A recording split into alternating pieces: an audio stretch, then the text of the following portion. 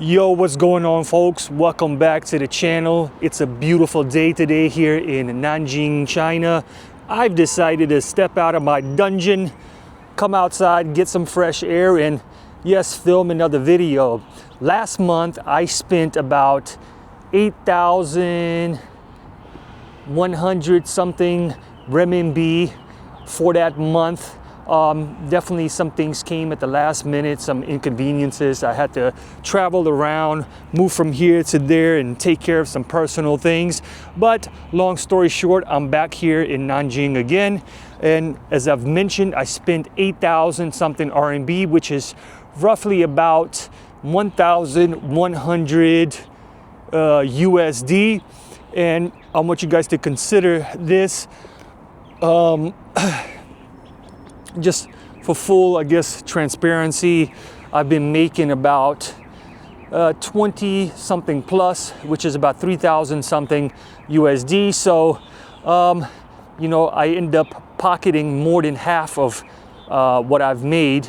But I am starting over because some things happen that are out of my control, and now I got to do what I have to do. Anyway, I digress. That's another story. So I just kind of want to give you guys a rundown of what it costs roughly around per month to live here in China. And obviously this is subjective and it varies depending on what type of lifestyle you want to live. You can definitely spend a lot more and you can definitely spend a lot less. Like I said, it all boils down to, you know, what kind of lifestyle you want to live.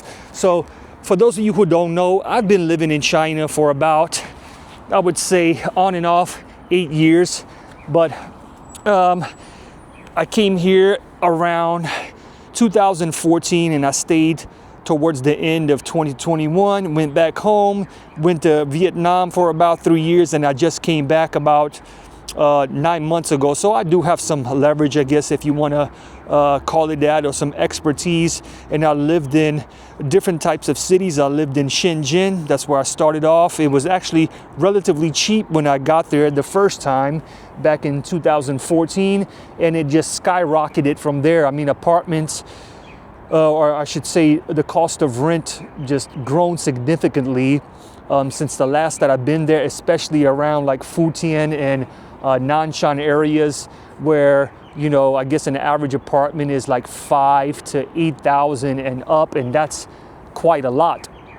And also I want to preface this by saying that there are definitely jobs here in China as far as ESL goes that can provide you with an accommodation, and most of the time they are relatively nice. I don't think actually, in my personal experience, I've ever stayed in an apartment that was just downright terrible. And you know, I say that granted that I also lived in the dormitories. Like my first job here in China, I was working at a boarding school, and they provided a dormitory for all the teachers that were working there at that time, and it was nice. Like, I genuinely liked it. So I never had no problems. You know, Chinese people are not stupid. They're not gonna try to throw you in some apartment with a squatter toilet or whatever, that if you're not used to it. They're, you know, they're aware of these, you know, these type of things. Maybe back in the day before I came here, it might have been a thing, but now it's not really like that.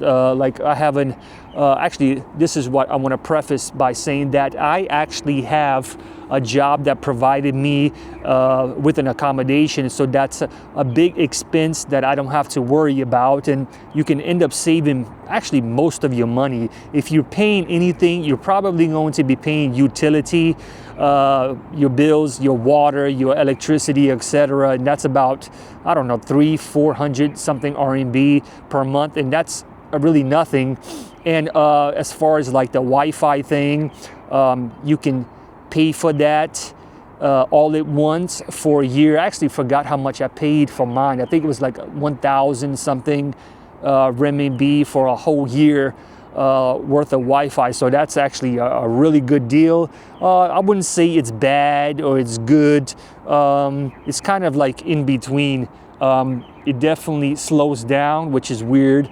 at night because nobody else is on my Wi-Fi, or no one else is using like my service. But it does slow down due to the fact that China has like this whole firewall thing. But anyway, there are ways around that. You can definitely get a VPN if you miss your Netflix and your Western social media platforms. But yeah, so if I was not paying, if my accommodation was not provided here, I would be paying about 3,800, maybe close to about 4,000 something renminbi per month. And I will put the conversion here as how much it is in USD.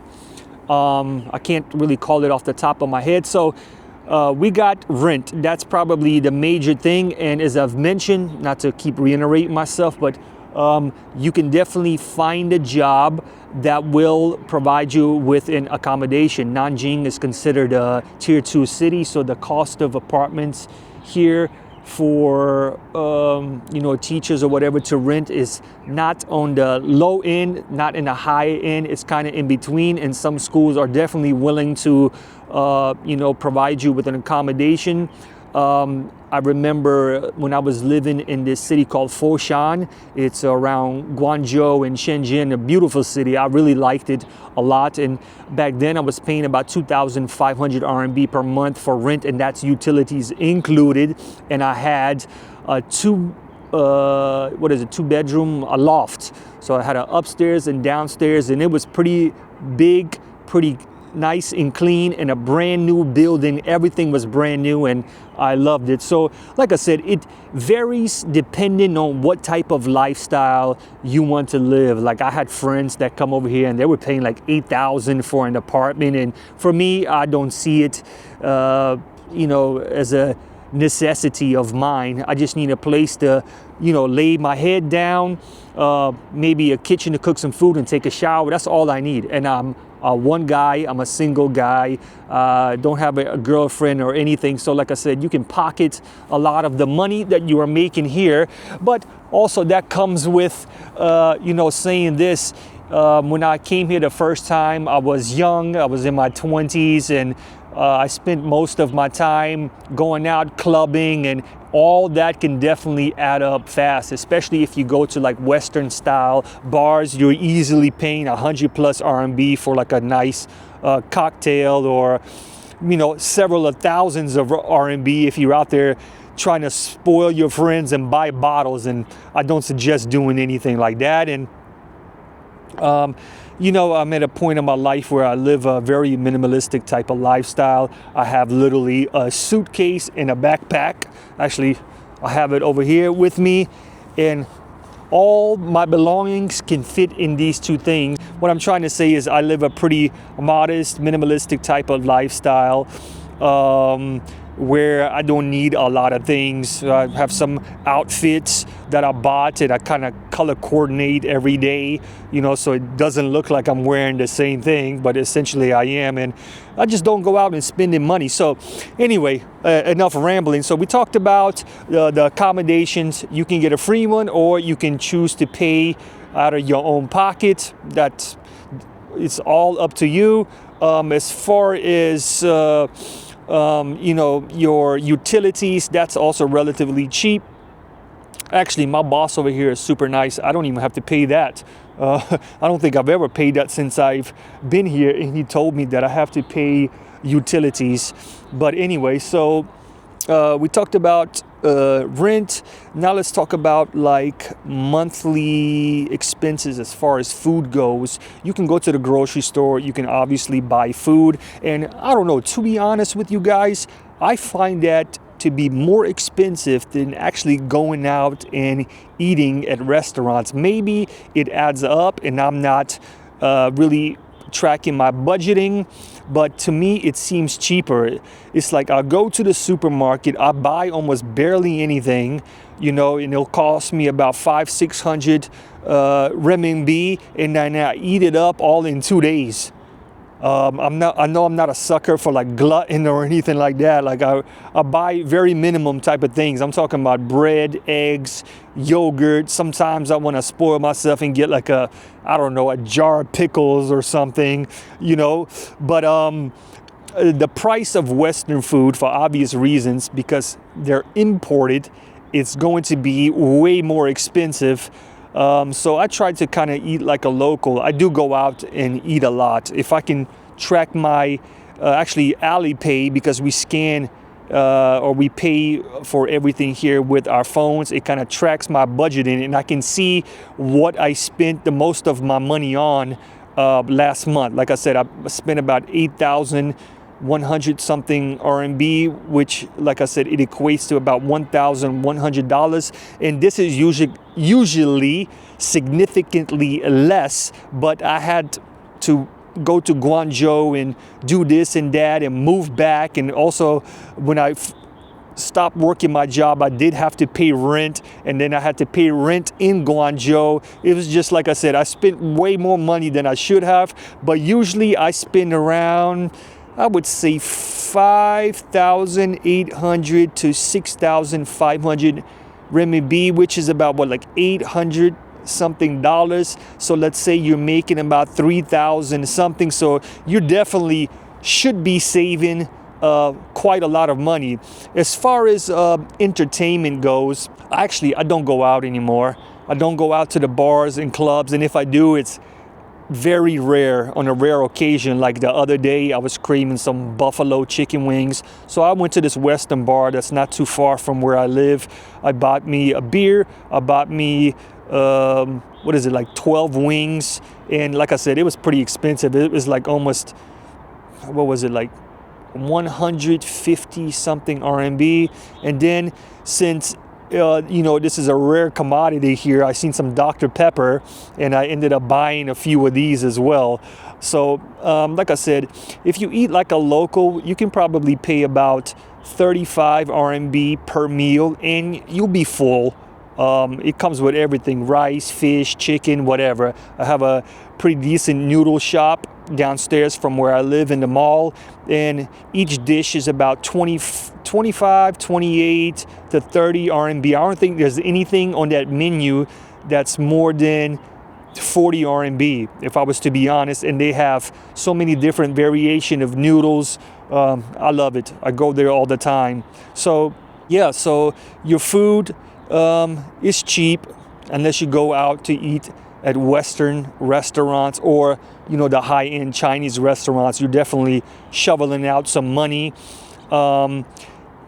Entertainment, like I said, I don't really do anything. I go to the gym, I play my video games at home. I don't go to the bar and club or anything. If anything, I'll spend my money on, it'll probably be this spring, where I'll probably take a holiday and go to Japan for a little bit. So you know, I'll spend a significant, I wouldn't say a significant amount, I'll spend about maybe like a half of my paycheck over there in Japan.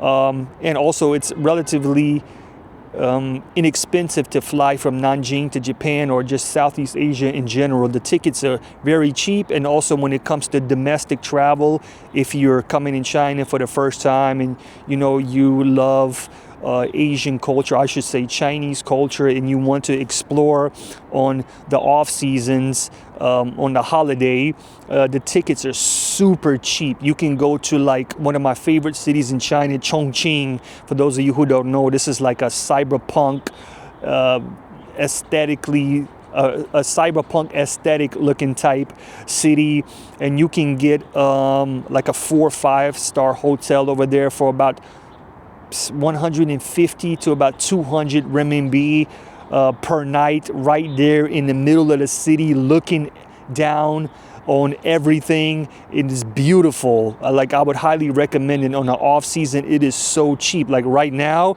it is Chinese New Year's here, and everything just skyrocketed in price.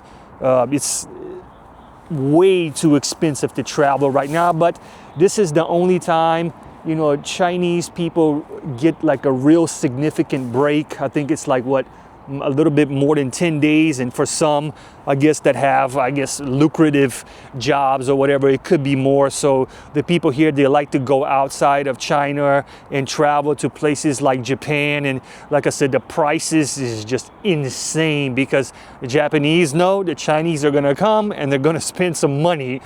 But I like to go traveling in China or close to China when it's off season, because it is so cheap. So cheap. So yeah, if you're interested in coming to China, if you've never been here before, these are, like, I guess this is my like personal experience. You're definitely not going to spend a lot if you are frugal with your money and you know how to budget. And I'm actually not one of those type of people. Like, I really don't budget.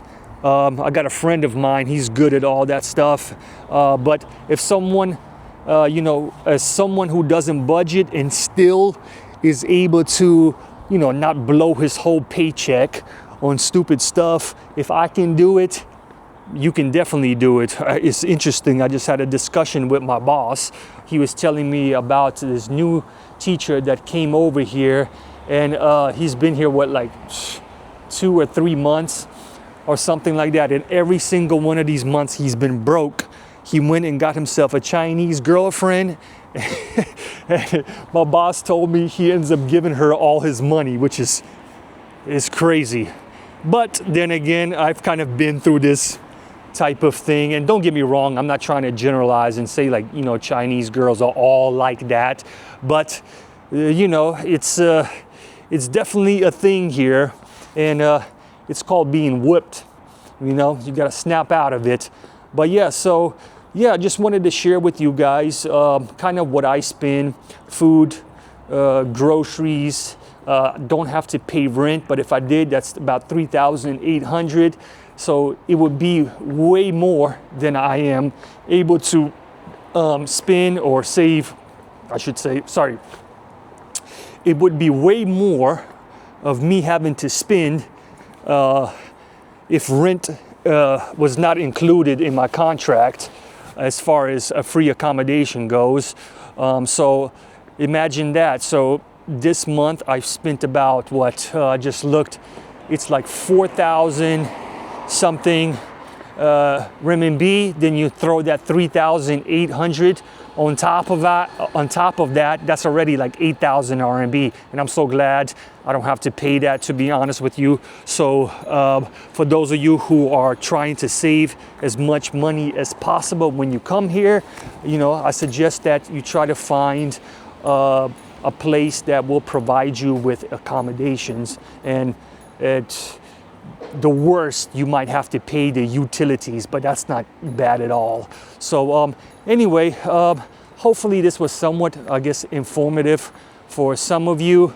And just to reiterate this, it all depends on what type of lifestyle you want to live over here. I've known some pretty wealthy people, and they can afford to live these type of lifestyles. But then I've seen some other foreigners come over here and they try to imitate this because, I don't know, they think it's cool, or, they want to show off and, all these type of things. And they end up falling into financial despair or debt and have to take out loans. And, that's not the type of lifestyle you want to live. I think most of us, we come and seek these opportunities abroad to kind of get away from stuff like that and try to make things a little bit better. And this is definitely not a trap that you want to fall into here. So anyway, you guys have a great one. For any of my Chinese viewers, 新年快乐.